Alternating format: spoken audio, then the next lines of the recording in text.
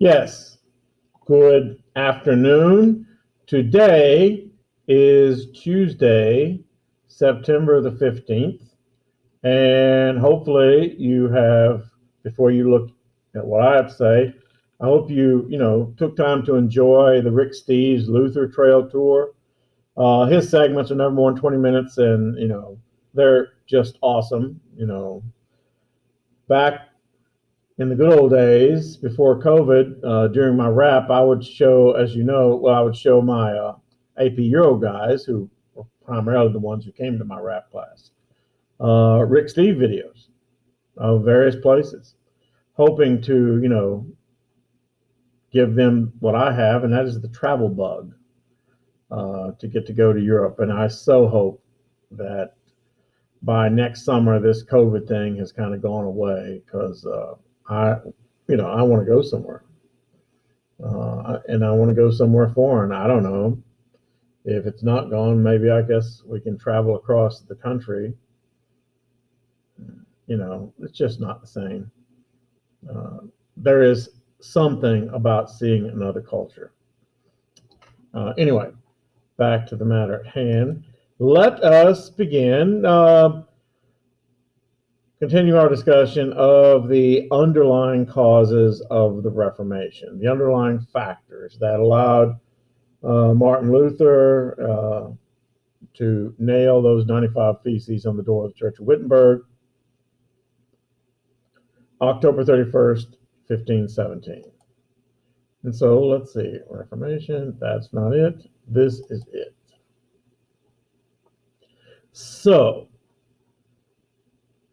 and how do I get rid of this clipboard? Yeah, go away. There it is. So the Protestant Reformation, which really is one of the most significant events in intellectual history as far as changing the way people thought. I mean, the age of science challenged the old way of thinking about the physical universe, but that came as an offshoot of the Protestant Reformation. The idea of challenging the way people thought about religion.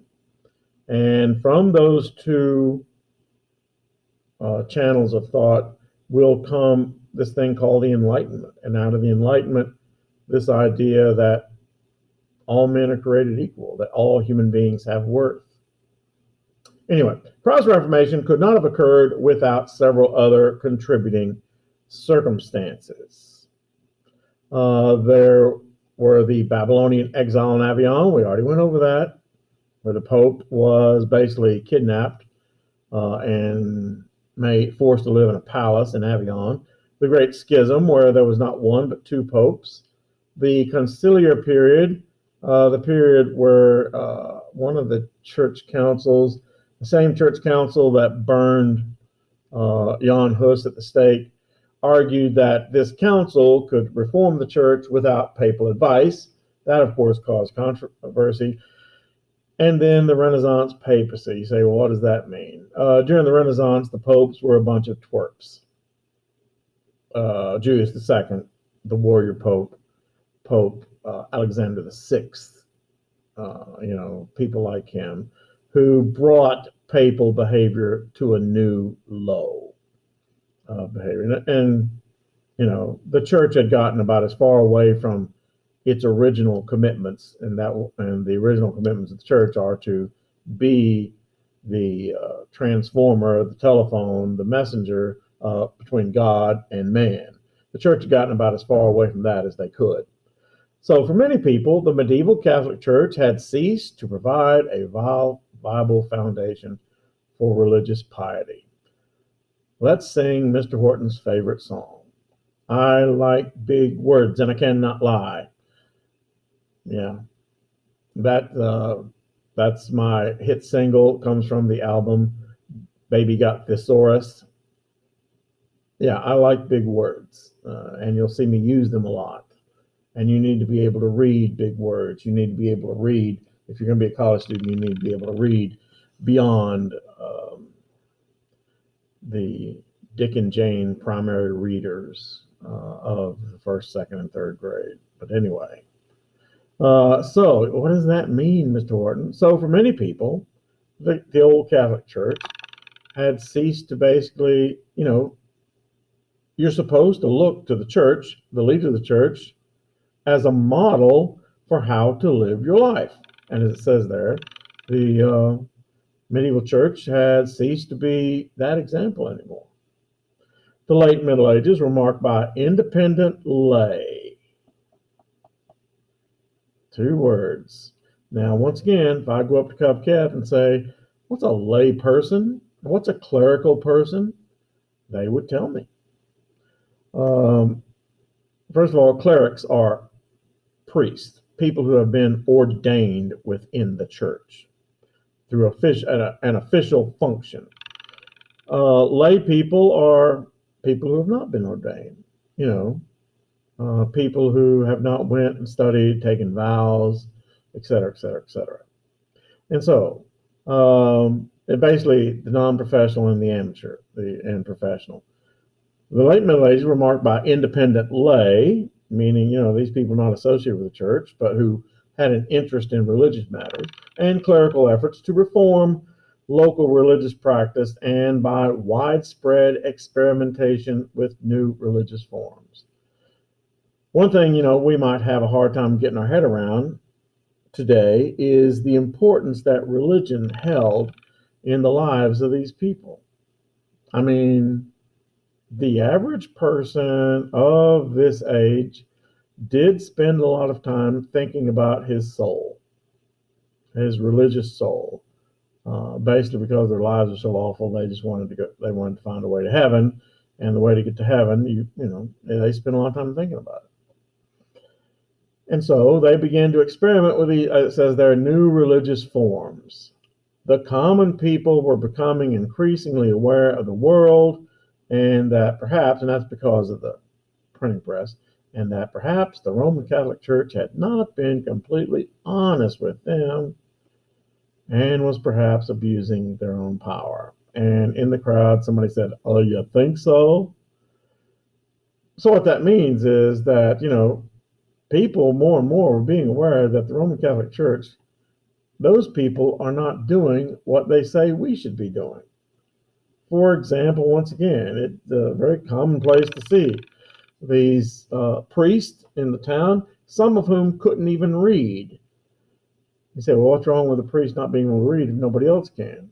Well, the priest is supposed to be able to read the Word of God and interpret it to the people. How can he do that if he can't read? Or priest, like I said, walking around town with 1, 2, 3 women following behind them, and following behind them a passel of children. It became quite obvious that this priest was not observing his vows of chastity.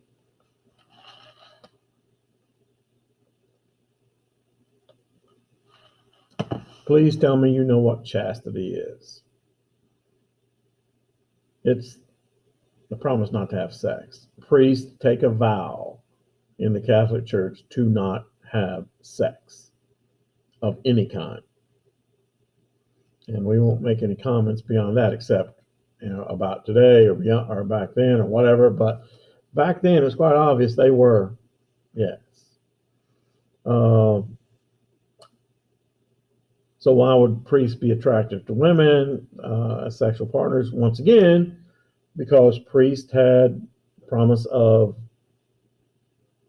3 square meals a day. They had a decent place to sleep. They were provided for. They would have money. And so, yeah, that makes people attractive.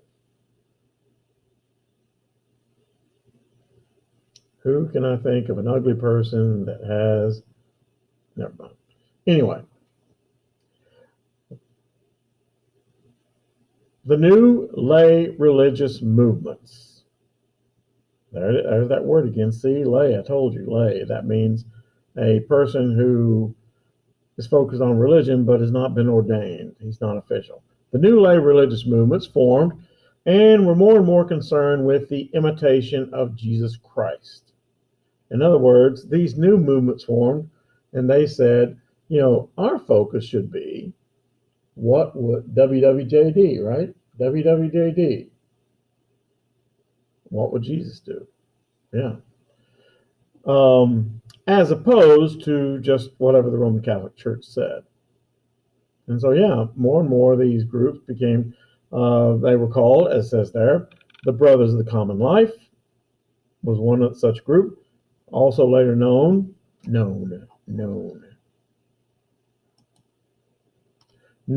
as the Modern Devotion. That was another name. I should quotation.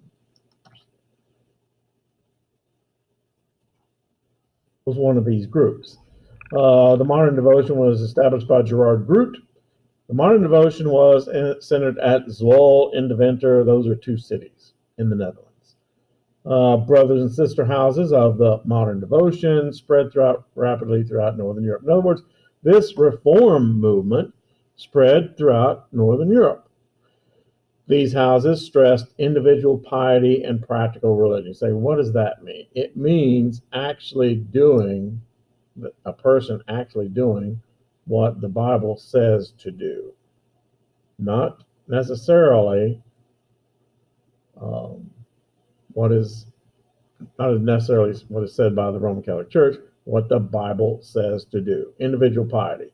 The Brothers of the Common Life also sponsored many religious and a few classic publications, meaning they wrote books, ran hospices for the poor, and conducted schools for the young, especially boys entering the priesthood. Okay. Thomas Kempis summarized the philosophy of the brothers in what came to be known in the most popular book of its time outside the Bible, and that book was called The Imitation of Christ.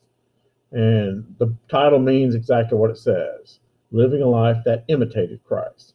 The Modern Devotion permitted lay people, once again, non-ordained religious people who were focused on religion, to practice a full religious life without surrendering their life in the world, meaning that they could be married, among other things, have a job outside of religion. The Roman Catholic Church was also showing cracks in its foundation. How did that happen? The long entrenched, look at this word, benefice system. As it says there, the benefice system of the medieval church had permitted the word ecclesiastical means religious. In other words, being a bishop, being an archbishop, being a priest, being a monsignor. So the benefice system had allowed ecclesiastical posts to be sold to the highest bidders, and often left residency requirements to the parishes unenforced. Now that's And so basically they were buying and selling church offices. And by the way, the buying and selling of church offices is a practice, look what I'm doing here, I'm writing, called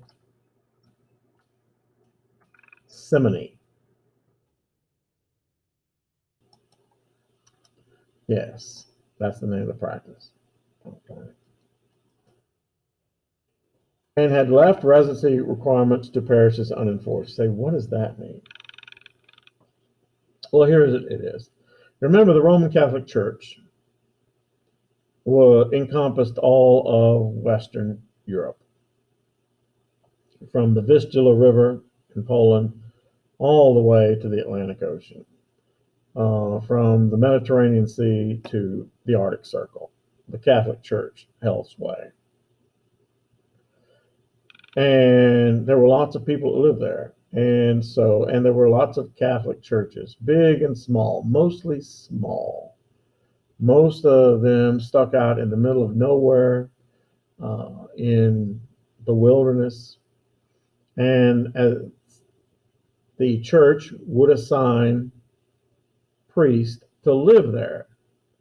And by the way, the word parish If you go to Louisiana, you won't find counties like you do in Kentucky and Alabama.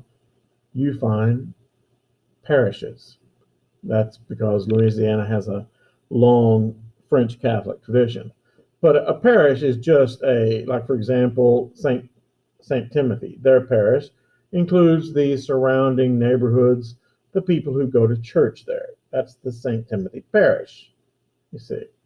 And so, had left residency requirements. In other words, the requirement that the priest live in the parish, live there in these little backwoods churches, unenforced. And so what that says is that many of these priests who had been assigned to go and live out in the middle of nowhere in their churches and serve the people who live there, because that was really important to them, to minister to them, to give them communion, to pray for the healing of the sick, to give the last rites to the dying, to baptize the infants. Important functions of the Roman Catholic Church. But the priest wouldn't be there. Where would he be? Back in Rome. Why? Rome's party town. Yeah, I mean, basically that's it. Yeah, Rome. If you wanted to party down, if you wanted stuff to do, if you wanted bright lights, big city, they'd stay in Rome. And as it says there, the benefit system had left residency requirements unenforced. These priests weren't doing their job of simply living where they were supposed to live.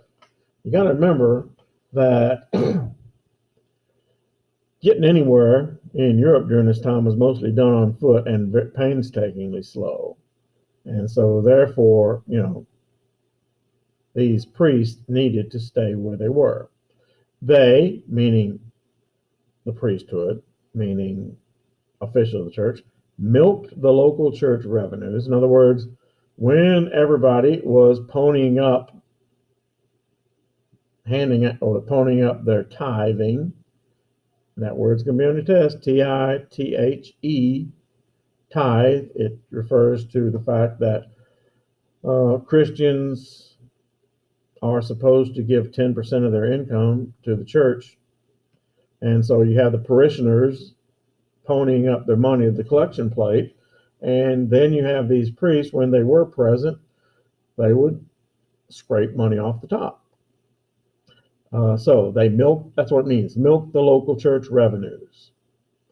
They often performed their chores mechanically. There's a famous painting inside a hostel in northern Germany. It shows a dying man in a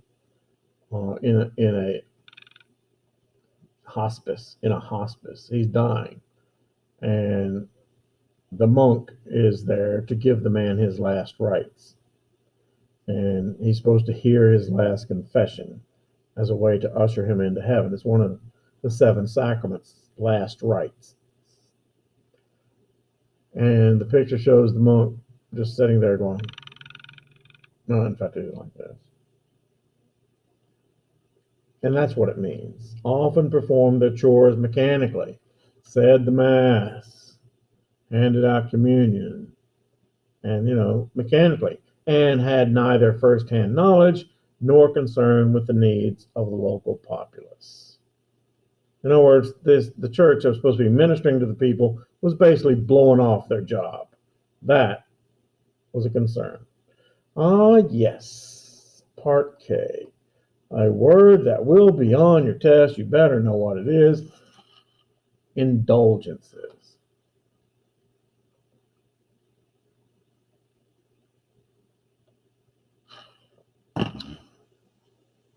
Now, indulgences is not what you think it is, if you do know.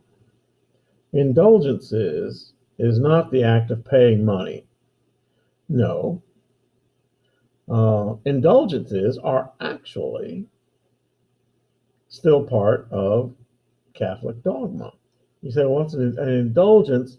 The idea is, and Rick Steve explains this, the idea is that all the saints who have lived throughout history And there are lots of saints in the Catholic Church, well over 1,500 of them. And all these people have done so many good deeds that their good deeds more than exceed what they need for them to get into heaven. However, people like me, you, um, after we die, even if we're going to heaven, there's a good chance we'll spend quite a long time in purgatory. Well, what is purgatory? Well, according to the Catholic view of the universe is divided into three places. There's heaven, there's hell, and there's purgatory. Well, what's purgatory? Purgatory is a place that you go after you die, and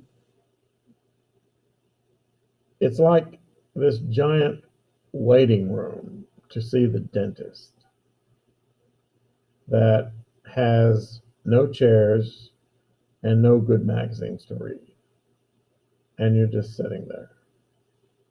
Limbo, it's often referred to as. And so people don't want to stay there very long. They want to go on to heaven. Indulgences then would get you time out of purgatory. Now, what the church did, though, was to sell the indulgences. See, that's the problem. These indulgences were sold not only for reduction of your time in purgatory, the person who paid for them, but also you could even buy them for your dead relatives. I mean, who wouldn't want to buy mom and dad time out of purgatory? It was a great idea for making cash. Fact of the matter is, that idea came from, I think it was Julius II, might have been, when he began the construction of St. Peter's Basilica. They collected a lot of indulgences. And so, the local lords of the various reaches of Europe even encouraged the practice, as long as the local lords, who weren't priests, were cut in. They got part of the money. So when a sale was primarily for a distant interest, such as the building of St. Peter's Church in Rome, the local laity, meaning the priesthood, I'm sorry, not the priesthood, but the local non-priests, the local lay, best word is lay people, they're not priests, and the lords, nobility, protested for purely financial reasons. You say, what does that mean? One of the big causes of the Protestant Reformation, boys and girls, we can talk about Martin Luther all we want, we can talk about what his objections to the Roman Catholic Church all we want, but one of the big reasons for the Protestant Reformation was Machiavelli. Machiavelli said it so well. It's about sex, money, and power. And all this money being shipped off to Rome really got into the gizzard of a lot of the peoples in the far-flung reaches of Europe. And they didn't like seeing all that money, 1/10 of everybody's income, being shipped off to Rome to build this giant church in Rome, because they were never going to see it. They were never going to benefit from it. And so a lot of the local lay people and the lords protested against the practice of the sale of indulgences just because they didn't want to see their money go away. Churches and monasteries, by the way, were exempt from local taxes and laws that affected others. We've already talked about that. Churches and monasteries, were places of sacral peace and asylum. It was considered inappropriate for holy persons, members of the clergy, to be burdened with such dirty jobs as military service, compulsory labor, standing watch at the gate at night, or other obligations of citizenship. And so, in other words, the priests don't have to pay taxes, the church don't have to pay taxes, and they also don't have to stand watch at the gate at night. They don't have to do all the other things that regular people do. And everybody gives them 10% of their income every week. And people are like, what? The clergy came to enjoy immunity of place, which exempted their properties from taxes. Notice I wrote that in italics. When something's wrote in italics, that means it's kind of important. And immunity of person, which exempted their properties from taxes. Which exempted the clergy from the jurisdiction of the civil courts. You say, what does that mean? It means that when they committed a crime, and yeah, they committed crimes. When they committed a crime, they didn't have to face prosecution in the local courts. They went to the church court, where you better believe they would be treated much better. All right, here we go. The thing that started it all, Martin Luther. Martin Luther placed 95 theses on the door of the church at Wittenberg. The door of the church should be.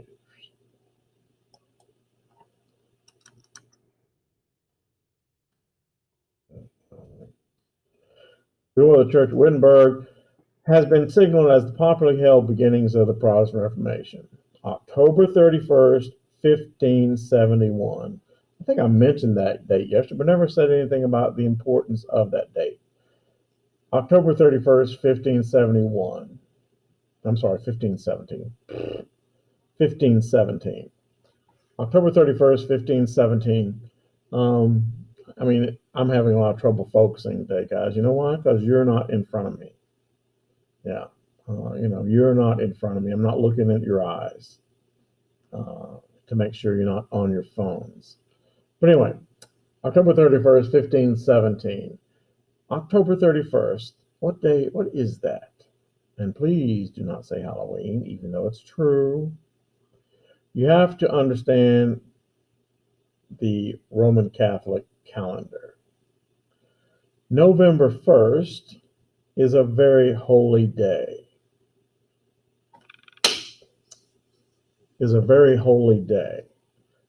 In Catholic teaching. November 1st is All Saints' Day. It is a holy day of obligation. You say, what does that mean? A holy day of obligation is one where you are supposed to go to church. You're supposed to go to Mass. The day before, which is October 31st, is also a holy day. On November 1st, they celebrate all the saints. The masses are held in honor of all the saints. If you went to Catholic school, they have little Catholic children always take part in the Mass on All Saints' Day. Before the Mass, the littlest kids each choose a saint that they write a report on, and there is a Catholic saint. There's a feast day for every saint. For every day of the calendar. In fact, some saints share days. There is a Saint Blaise, for example. Saint Blaise celebrates the blessing of throats. I will not sit here and condemn or try to act like I understand, but somebody else's religion is somebody else's religion. But yeah, there are lots of saints. Now, October 31st, what's that? October 31st is All Souls' Day, which basically led into Halloween. But yeah, All Souls' Day. October 31st, Dia de los Muertos from Mexico. It's the Day of the Dead. It really is. It is the day upon which people remember their own departed relatives. All Souls' Day. Yes. The point of the matter is that by nailing those theses on the church door on October 31st, he was pretty much ensuring that everybody in the Wittenberg area was going to pass through there. Most of them couldn't read, of course, but they might all be wondering, what is that? And the few that could would read them. And so the 95, and by the way, the 95 Theses, what was on them, basically Martin Luther had just become fed up with the abuses of the Roman Catholic Church and with the corruption in the Roman Catholic Church. And one of the thing that really got to him was the sale of indulgences. And we'll get to all of that. But yeah, that was 95 reasons he didn't like what the Roman Catholic Church was doing. Okay. As popular resentment of clerical immunities and ecclesiastical abuses, that means bad stuff the church was doing. Clerical immunities, yeah. Especially over the selling of indulgences, like I said, that's what really ticked Martin Luther off. Because, as we're going to find out, Johann Tetzel, whose name is in your terms, Johann Tetzel was the official of the Roman Catholic Church who was responsible for selling indulgences in the Wittenberg area. When he came by, and set up his little booth, and people came by to buy for these indulgences, there was never one mention made of the very important fact that, oh yeah, when you buy this indulgence and we give you a piece of paper with the church's seal on it, one more thing, you need to actually be sorry for your sins.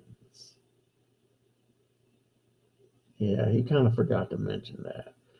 And all that was important was that money was going into the church coffers. What was it? They had a saying, every time the coffer rings, another soul from purgatory springs. Yeah, that was what they said. Anyway, where were we at?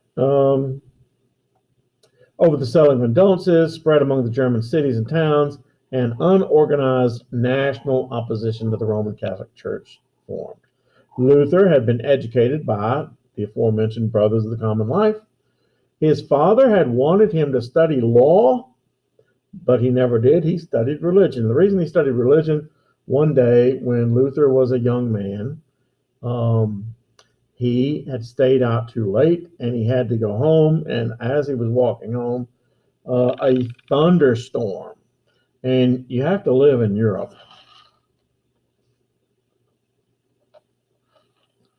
If we see thunderstorms here all the time, and we don't get really too bent out of shape about them.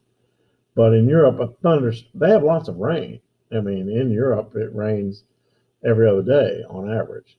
But thunderstorms are unusual. The lightning and very frightening.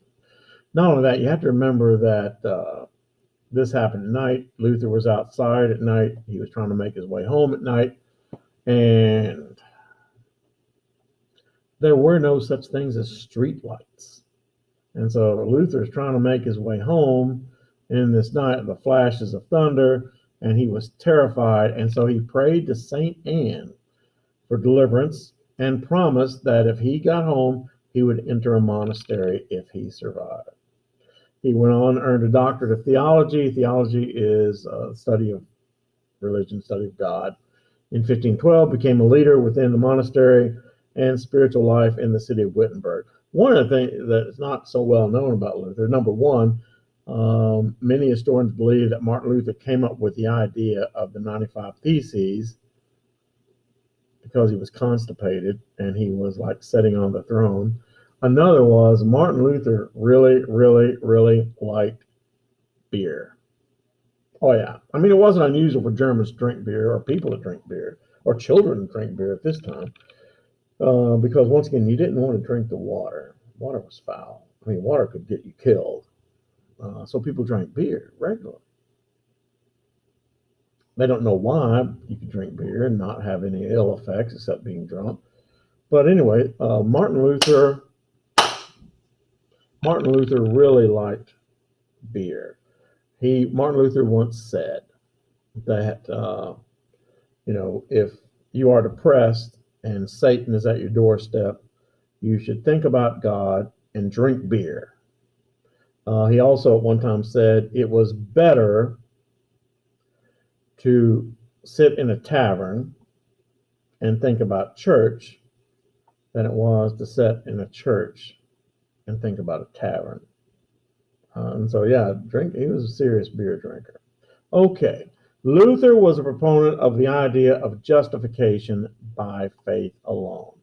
All right.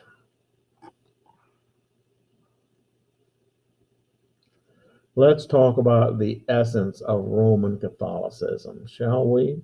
The essence of Roman Catholicism is this. In Roman Catholicism, basically the religion, in many ways, is like a triangle. There are three parties in the triangle. There is you, there is God, and there's the church. And all functions, the seven sacraments, for example, baptism, first communion, first confession, marriage, healing of the sick, last rites, and holy orders. All seven of the sacraments, and sacraments are like way stations as one goes through life on the way to heaven, things that you do.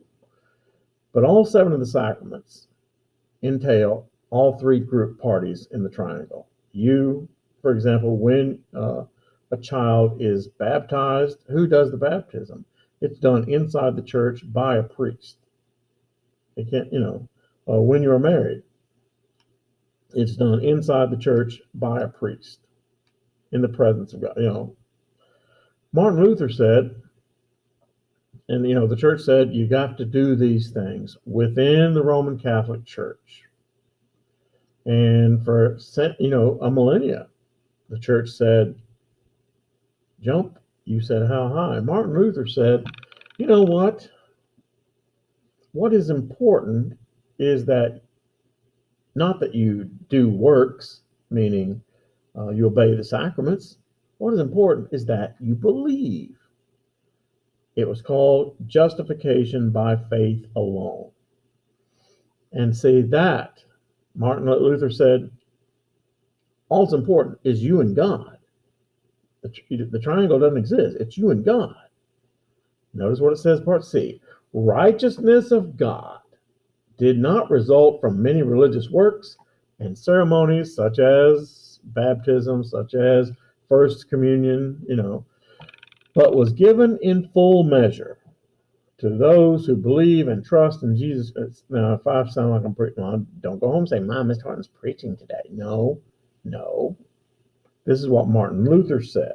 Martin Luther said righteousness of God did not result from all these works that included the Roman Catholic Church and ceremonies, but was given in full measure to those who believe and trust in Jesus Christ, who alone is the perfect righteousness satisfying to God. Basically saying, you don't need the Catholic Church. This is like firing a howitzer across the bow of the ship that was the Roman Catholic Church. Yeah, the Catholic Church basically saying that you don't need the Catholic. If you don't need the Catholic Church, what authority does the Catholic Church have over you? Why should you do what the Catholic Church says? Why should you pay 10% of your income to the Catholic Church? Yeah, you can see how when Martin Luther said this, it made the Catholic Church kind of uneasy. Not uneasy, mad as a wet hornet.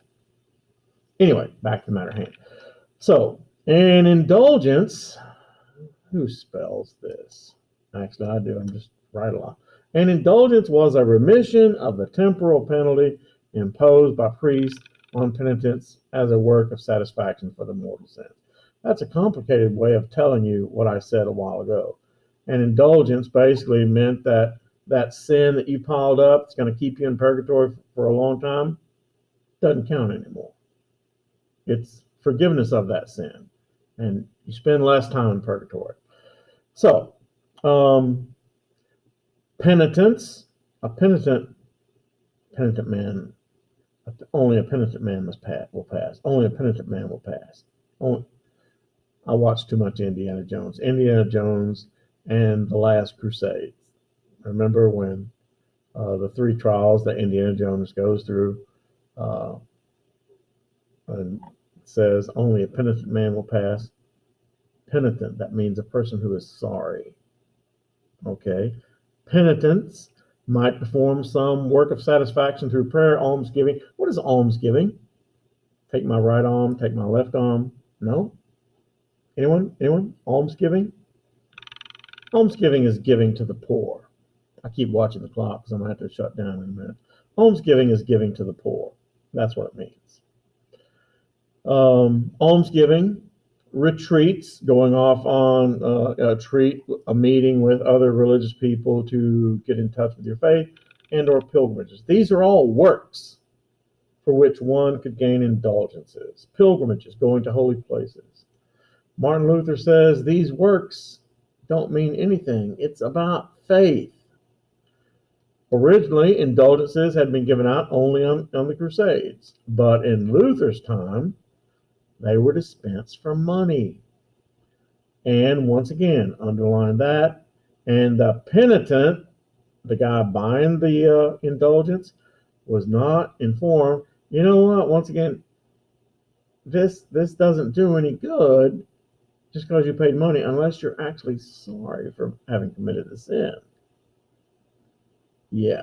So in 1517, half of the indulgences were to go to Albrecht of the Fugger Banking House, and the other to Pope Leo X, and were sold by that guy, Johann Tetzel. Let's remember especially Pope Leo X and Johann Tetzel.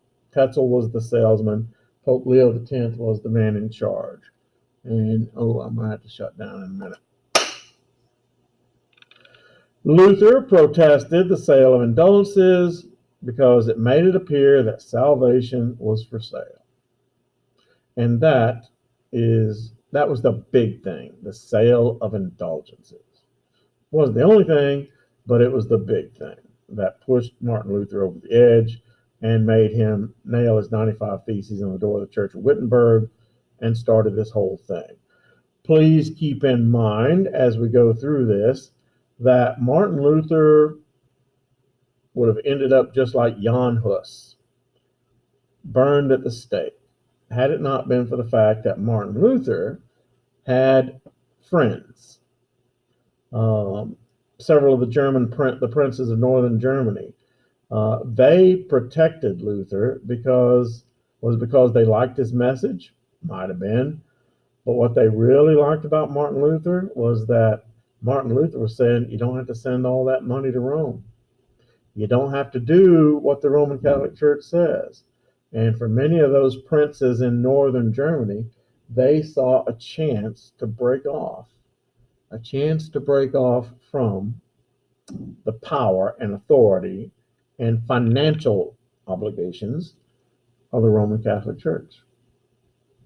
So, why don't we end there?